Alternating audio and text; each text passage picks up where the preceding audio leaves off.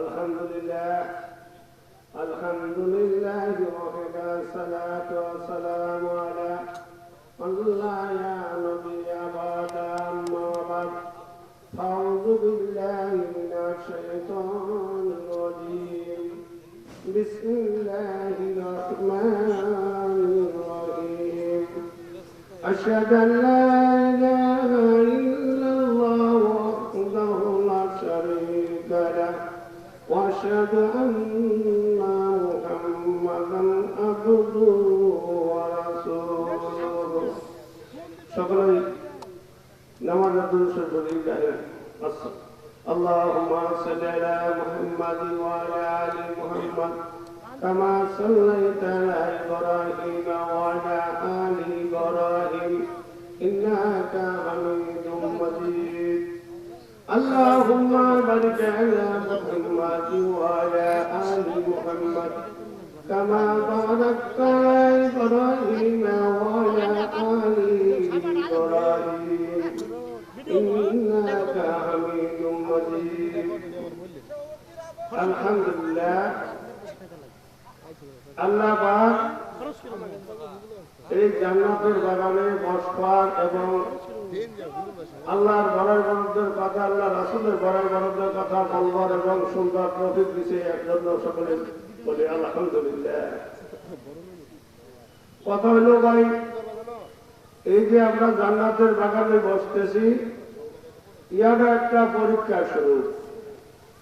যেন আল্লাহ পাক সকল মানুষেরই পরীক্ষা নেবে, কোন ব্যক্তিকে পরীক্ষা ছাড়া আল্লাহ পাক দুনিয়া থেকে নিবে না, সকলের পরীক্ষা নিবে। ইয়াটা এই যে জান্নাতের বাগান, এই বাগানে কে কে আসিয়া বসতে পারে ইয়াটা আল্লাহ কিন্তু পরীক্ষা নেবে। কিন্তু অনেক মানুষ আছে যে সভা সরবর আসছে কিন্তু প্যান্ডেলের ভিতরে ঢুকতে পারবে না, কারণ তাদের পরীক্ষা স্বরূপ তারা পরীক্ষা থেকে ফেল করবে, সেই কারণে তারা জান্নাতের বাগানে বসতে পারবে না। আল্লাহ পাক যাদেরকে বসবার তৌফিক দিলে তারাই বসতে পারবে। আমরা সকলে এই জান্নাতের বাগানে বসি, বসার পর আল্লাহর বড়াই বড়দের আল্লাহ রাসূলের বড়াই বড়দের কথা শুনবে। এই যে বললাম আল্লাহ পাক সকল মানুষেরই পরীক্ষা নিবে। আর কিভাবে পরীক্ষা নিবে? ধৈর্যশীল হতে হবে। পরীক্ষা যখন নিবে ধৈর্যশীল হতে হবে।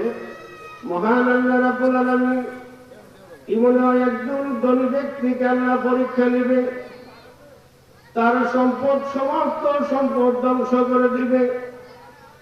ধ্বংস করে দিয়ে আল্লাহ রাব্বুল আলামিন দেখবেন ওই বান্দা আল্লাহর দিকে কতটুকু আল্লাহর দিকে ঈমান আছে। ও বন্ধুর সাথে শুধু তাই নয়, সারা জাহান মহান আল্লাহ রাব্বুল আলামিন আদম আলাইহিস সালাম হইতে এই পর্যন্ত যত নবী তৈরি করেছে, যত নবী দুনিয়াতে পাঠাইছেন, সকলেরই আল্লাহ রাব্বুল আলামিন পরীক্ষা নিয়েছেন। কাউকে ছাড় দেয় নাই, কাউকে ছাড় দেয় নাই। মহান আল্লাহ রাব্বুল আলামিন একদিন ডাকতে বলতেছে, আমার সমস্ত নবীদেরকে পরীক্ষা নিয়েছে আমার ইব্রাহিম নবী। আমার ইব্রাহিম শুধু অন্য নবীকে বলে নাই, শুধু ইব্রাহিমকে বলেছে। আর আইয়ুব নবীকেও বলেছে আমার নবী। আইয়ুব আমার, আইয়ুব আমার। আল্লাহ রাব্বুল আলামিন বললেন, আইয়ুব আমাকে একটা সেকেন্ডের জন্য ভুলে নাই, একটা সেকেন্ডের জন্য ভুলে নাই। শয়তান ডাক দিয়ে বলতেছে, মাবুদ এই আইয়ুবকে তুমি যে তোমার আইয়ুব বলো, তোমাকে একটা সেকেন্ডের জন্য ভুলে নাই। এই আইয়ুব যদি তার ধন সম্পদ এমন এত বড় রাজ্যের বাদশাহী আরামে সেদিন কাটায়, কিভাবে তোমাকে ভুলে যাইব? আল্লাহ রাব্বুল আলামিন বলেন, আইয়ুব যদি এত বড় বাদশাহী পাইল, আমি তাকে দিয়েছি, তবু আরাম এত আরামে সে থাকার পরেও কোনদিন আইয়ুব আমাকে ভুলে নাই, আমাকে ভুলে নাই। শয়তান ডাক দিয়ে বলতেছে, আল্লাহ রাব্বুল আলামিন যদি তুমি আইয়ুবের এই ধন সম্পদ কারিয়ে নাও, এই আজ্ঞা তুমি আরামার থেকে বাতিল করে দাও, কিন্তু আয়ুব তোমার নাম এক মুহূর্তেও তোমার নাম নেবে না, তোমাকে ভুলে যাবে। আল্লাহ কয় না না শয়তান, আমার আয়ুব আমাকে বলতে পারে না। শয়তান ডাকতে বলে আল্লাহ তুমি আয়ুবকে তুমি এই বাদশাহী থেকে তাকে শেষ করে দাও, তার বাদশাহী থেকে আরামের থেকে বাতিল করে দাও।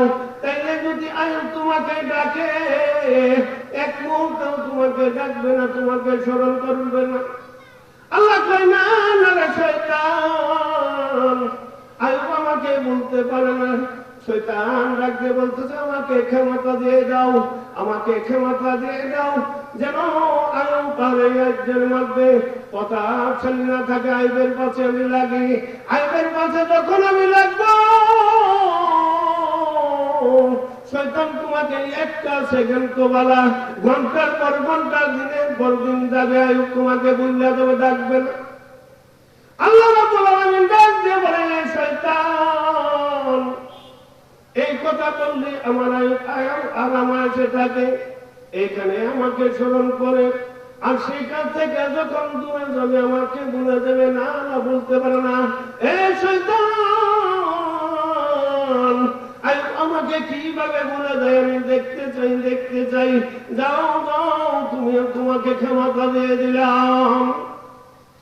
ও বন্ধুগণ, শয়তান আল্লাহর কাছ থেকে ক্ষমতা নিল। আয়ুব নবীর পিছে যখন গেল, আয়ুব নবীর পিছে যখন লাগলো রে বন্ধুগণ,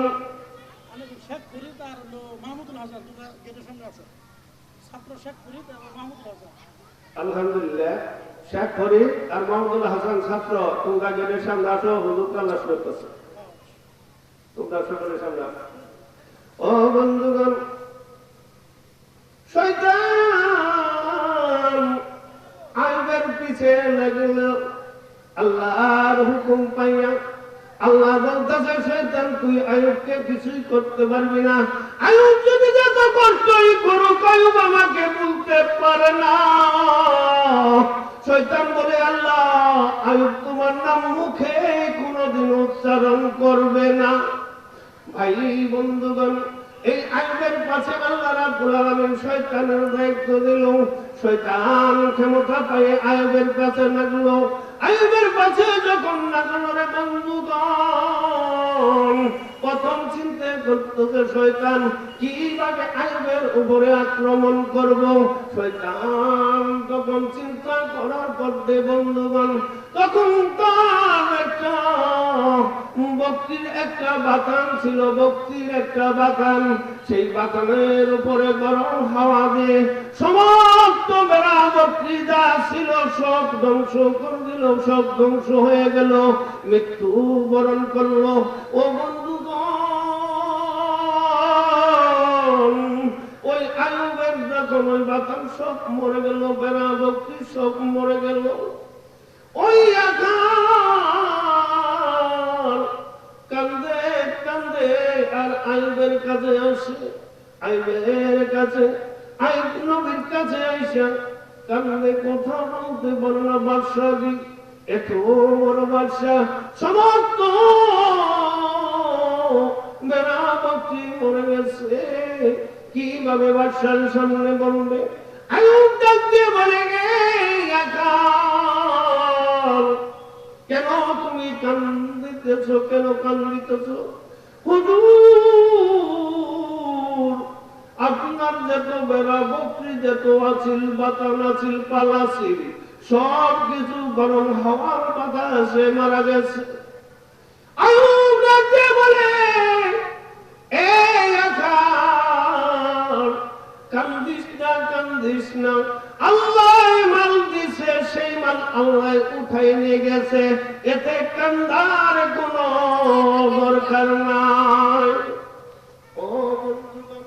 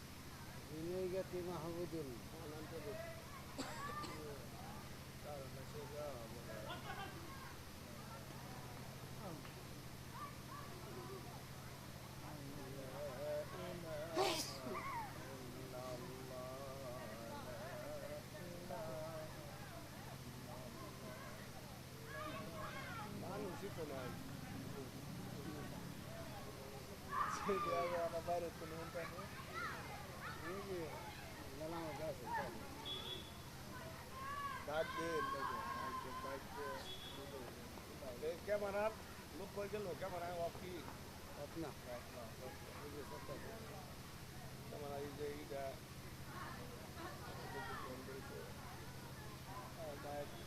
বাইকের লাইন দিবে আবার এ খবর ভাই কই গেলাই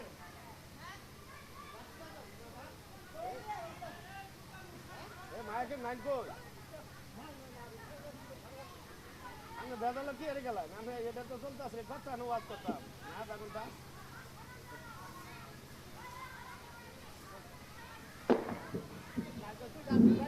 আগে লেখা ছিল ও বন্ধুগণ এমন সময় আয়ব নবী ডাকতে বলতেছে আকাল এতে কান্নার কোনো লাভ নাই আল্লাহর আল্লাহ নিয়ে গেছে কিন্তু আয়ব নবী কিরম ধৈর্যশীল গো বন্ধু এত ধৈর্যশীল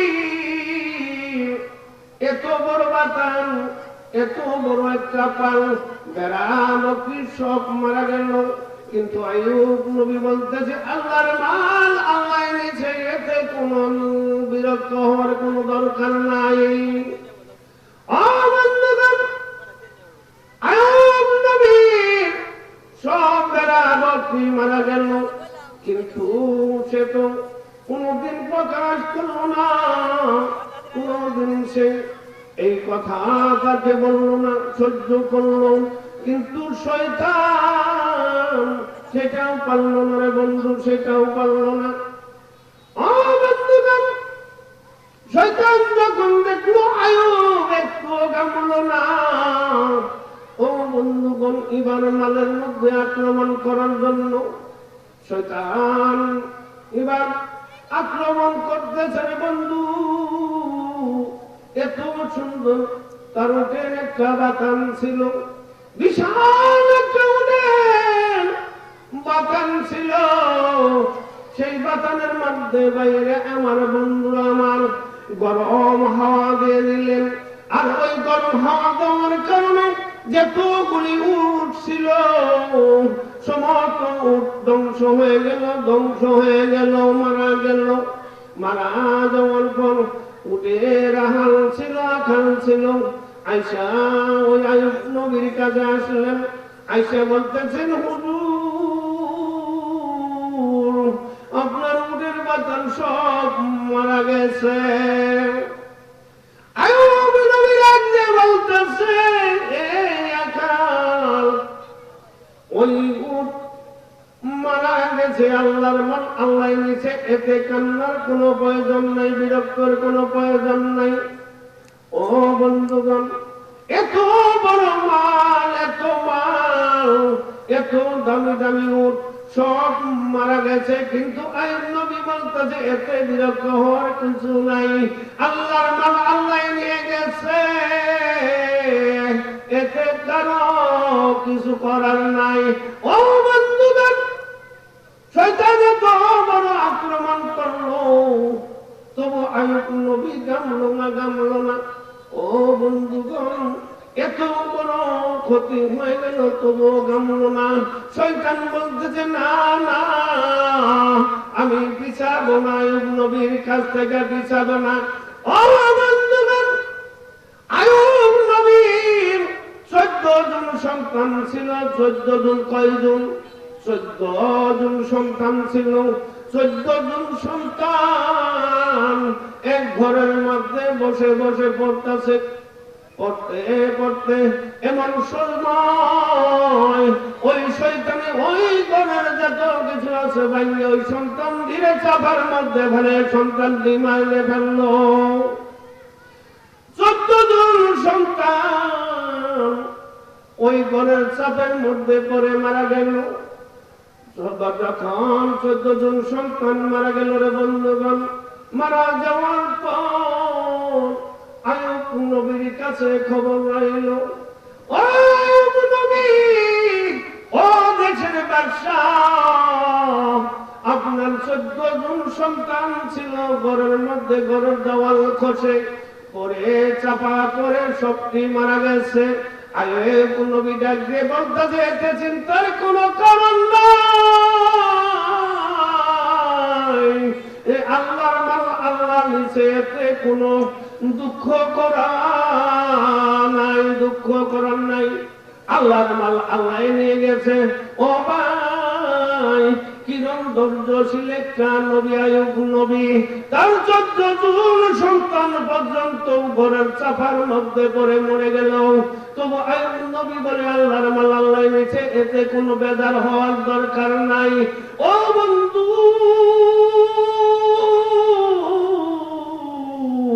আল্লাহকে কিরম না বিশ্বাস করে, কিরম আল্লাহর পর ঈমান আনছে আইয়ুব নবী, কিরম আল্লাহ ভক্ত।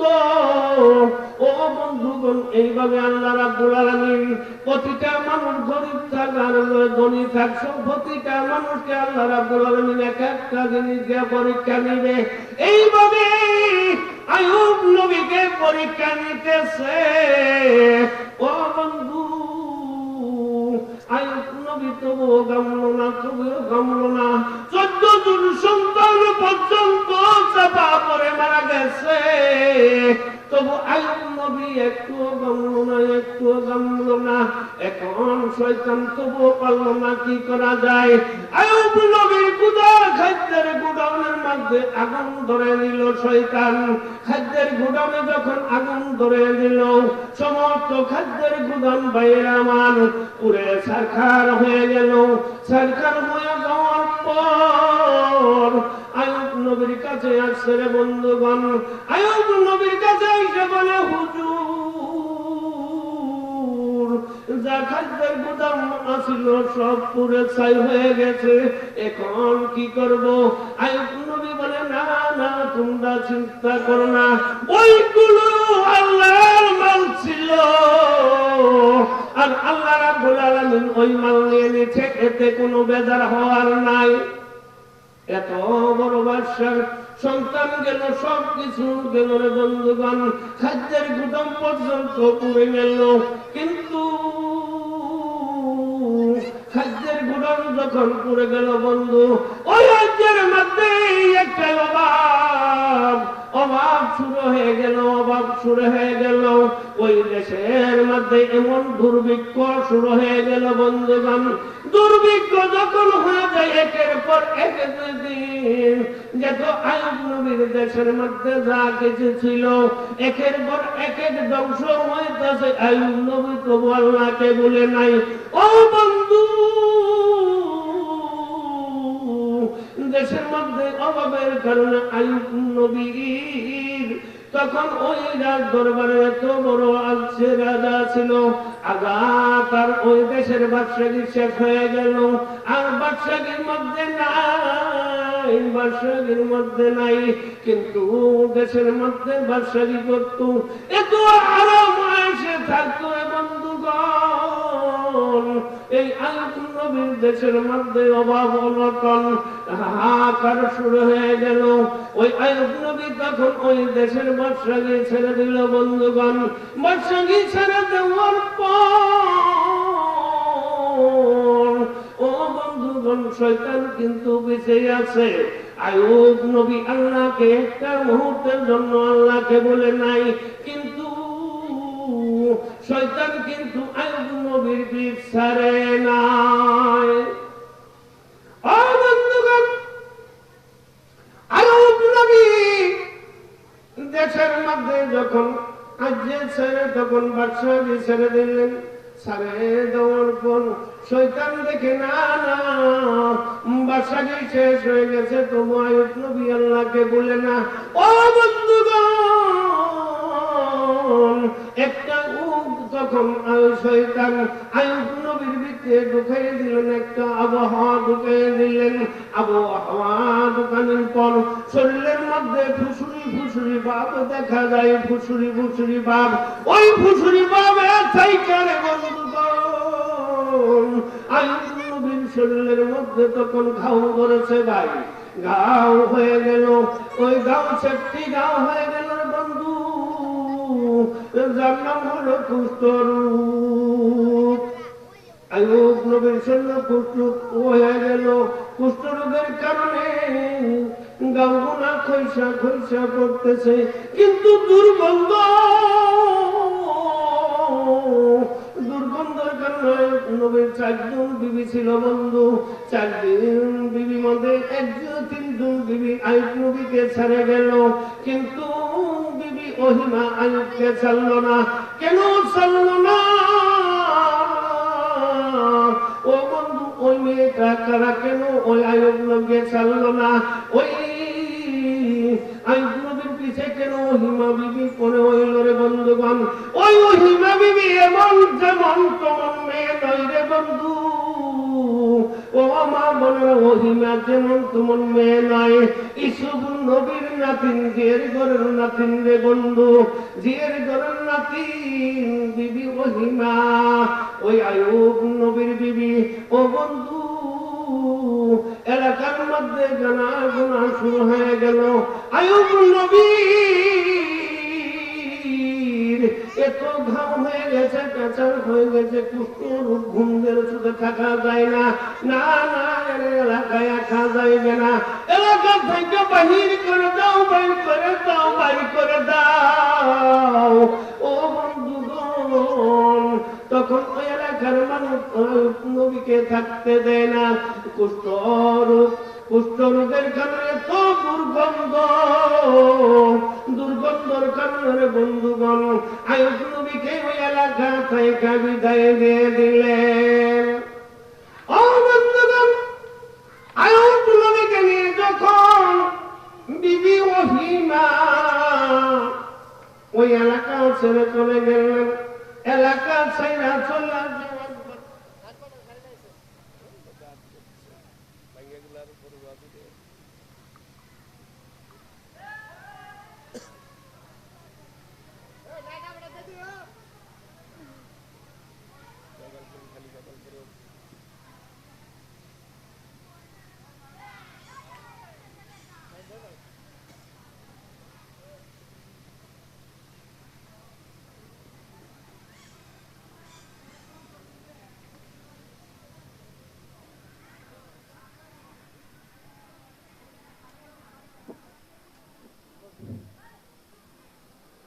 বন্ধুগণ আইয়ুব নবীকে যখন এলাকা থেকে বাহির করে দিল, ওই কুষ্ঠরোগের কারণে দুর্গন্ধ এলাকা থেকে বাহির করে দিল বন্ধুগণ। অতি দুঃখে দুঃখ বাইরে এত বড় বাদশা দিয়েছিল, সব কিছু বিসর্জন দিল শয়তান। ওই শয়তান আইয়ুব নবীর পাশে লাগলো। ওই আইয়ুব নবীকে যখন এলাকা থেকে বাহির করে দিল বন্ধুগণ, ও মা বোনেরা লক্ষ্য করে শুনেন, এত সুন্দর কাহিনী, এত স্বামী কি জিনিস একবার চিনে নেন রে বন্ধু। ও ভাইরা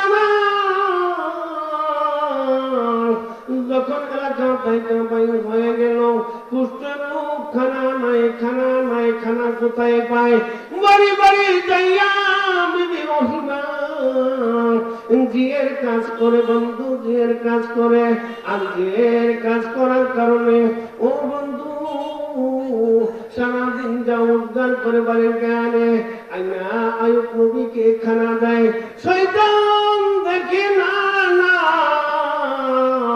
আইয়ুব নবী ভালোভাবে চলতেছে, তার কোনো ডিস্টার্ব হয় না। ও বন্ধুগণ, ওই আইয়ুব নবীকে আল্লাহর কাছ থেকে সরবার জন্য শয়তান পিছে লাগছে। এইভাবে ওই শয়তান যায় বাড়িতে, যার বাড়িতে যাইয়া বিবি ওহিমা কাজ করে, যে কাজ করে ওই বাড়িতে যাইয়া বলে, না না একে কাজ দিও না, একে কাজ দিও না। কেননা সে আইয়ুব নবীর বিবি ওহিমা, তার স্বামী কুষ্ঠরোগ, কুষ্ঠরোগ। তোমার বাড়িতে সারাদিন কাজ করে, তখন রাতের বেলায় যে তার স্বামীর খেদমত করে, আর ওই কুষ্ঠরোগ নিয়ে তোমার বাড়িতে যদি কাজ করে, তোমাদের মধ্যে ওই কুষ্ঠরোগ সইয়া যাইবে। কিন্তু বিবি ওহিমাকে কাজে দিও না, কাজে দিও না। ও বন্ধু, এই কথা কর সাথে সাথে বন্ধু ওই বিবি ওহিমাকে কাজে কেউ নেয় না, কাজে কেউ নেয় না। কিন্তু কিভাবে সংসার চালায় একটা কুষ্ঠ রোগী স্বামীকে নিয়ে, তখন রে বন্ধুগণ এইভাবে প্রতিটা দিন কিন্তু ওই বিবি ওহিমার পাশেও শয়তান লাগলো। আইবেন সাথে না পাইয়া বিবি ওহিমার পাশেও শয়তান লাগলো রে। আর কিন্তু সহ্য হয় না, কার বাড়িতে জের কাজও নেয় না। আরেকদিন কলদার বাড়িতে যায়, বিবি ওহিমাকে কাজে নেয় না, কাজে নেয় না। আমার স্বামী অসুস্থ, কাজ না করলে খানা কইতে দিব রে। যার বাড়িতে যায়, যার বাড়িতে যায়, কেউ তো কাজে নেয় না। ও বন্ধু, আল্লাহ রাব্বুল আলামিন কাউকে উসার দিবেন না। এইভাবে কিন্তু আইয়ুব নবীর মতন পরীক্ষা নিবে, এইভাবে আইয়ুব নবীর মতন পরীক্ষা নিবে। শুধু তাই নয়, মরার পরেও কিন্তু পরীক্ষা নিবে।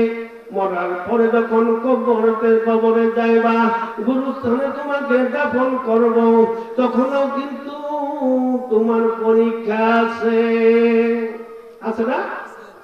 এই পরীক্ষা যদি না দিতে পারবে,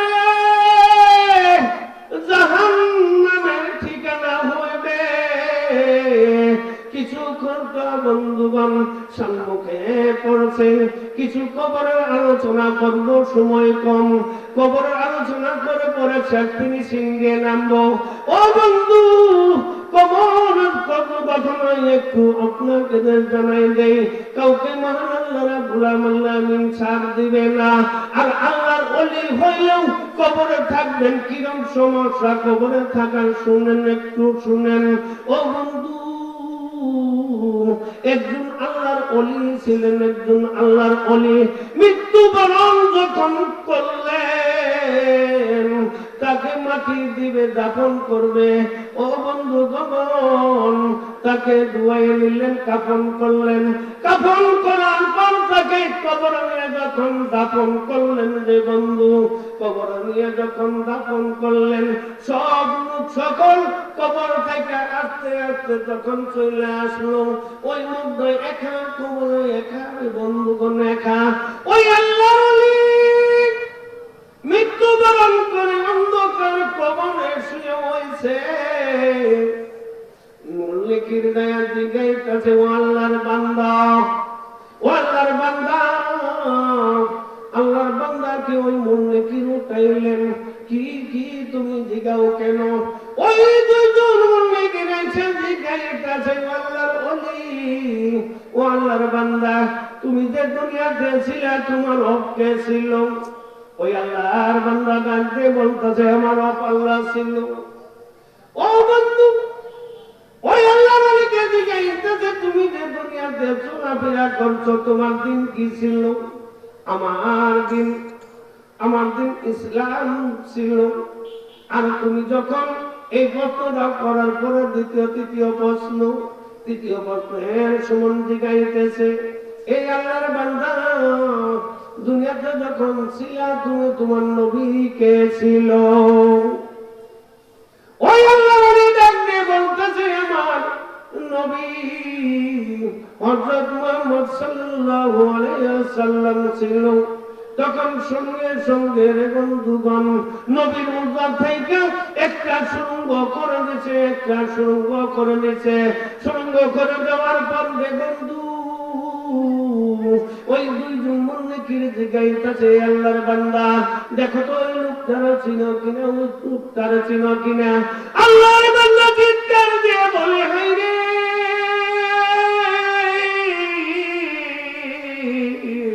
দুনিয়াতে থাকার পর নবীকে দেখার সৌভাগ্য হয় নাই, আজ অন্ধকার কবরে এসে আমার দয়ার নবী মায়ার নবীকে দেখলাম। ও ফেরেশতা, ও ফেরেশতা, এই সুরঙ্গ বন্ধ করো না, বন্ধ করো না, আমার নবীকে পান ভরে দেখার দে।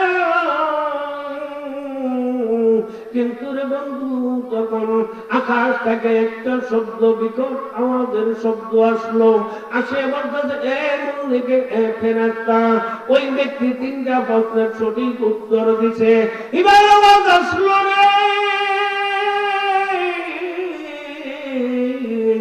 এ ফেরেশতা, জান্নাতের পরশের কাপড় তার গায়ে পরে দাও।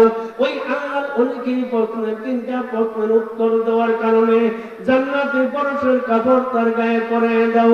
জান্নাতি বিছানা, পরশের বিছানা তার কবরের মধ্যে বিছিয়ে দাও।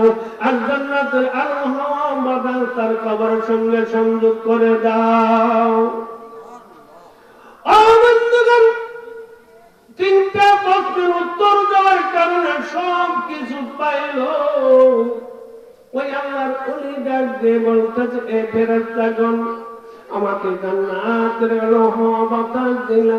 তিনটা প্রশ্নের উত্তর সঠিক হওয়ার কারণে আমাকে জান্নাতের পোশাক পরাইলা, পরশের পোশাক, আর জান্নাতি বিছানা বিছিয়ে দিলা, জান্নাতি আলো হাওয়া বাতাস দিলা। কিন্তু এইগুলা যে আমার দিলা, এবার আমাকে দুনিয়াতে পাঠাও। আমার আত্মীয় স্বজন, আহলি পরিবার, যত আমার সন্তান, আদি মা বাবা, বাচ্চা, আত্মীয় স্বজন, বন্ধু বান্ধব সকলকে জানাইব। এইভাবে আমাকে আল্লাহ রাব্বুল আলামিন আল্লাহর ইবাদত করার কারণে খুশি হইয়া আমাকে বলিদান করছে। ওই আল্লাহর বান্দা যে বলতেছে আল্লাহর বান্দা,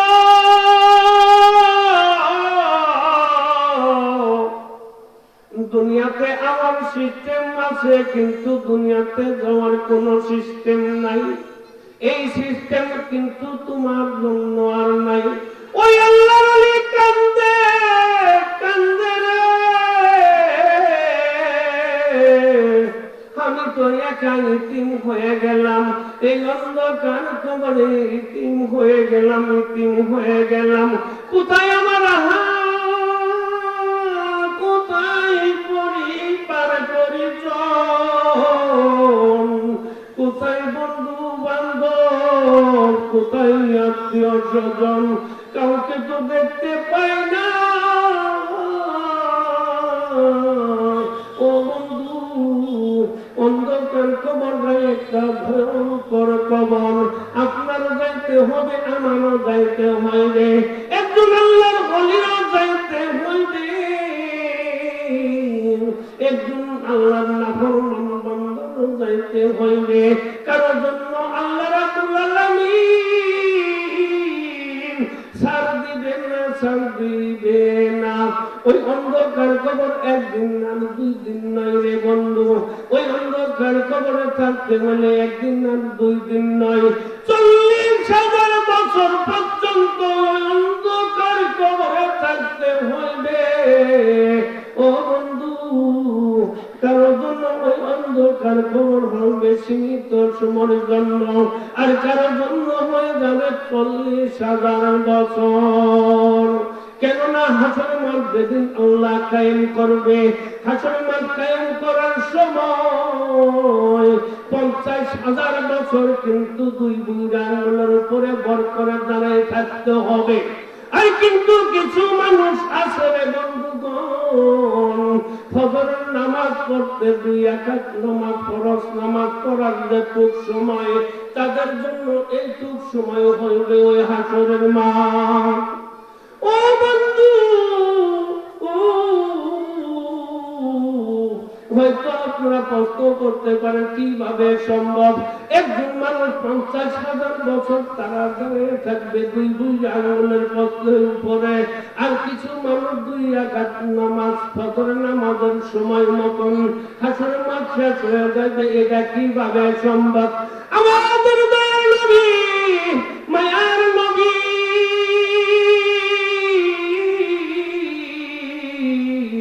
যখন মেরাজে গেছিলেন আল্লাহর সঙ্গে দিদার করছেন, কত বছর? 27 বছর। 27 বছর পর্যন্ত আল্লাহর রাসূল আল্লাহর সঙ্গে সামনাসামনি বসে কথা বলছেন, সামনাসামনি বসে বসে কথা বলছেন। 27,000 বছর, 27 বছর পর্যন্ত কথা বলছে। বন্ধুগণ, আল্লাহ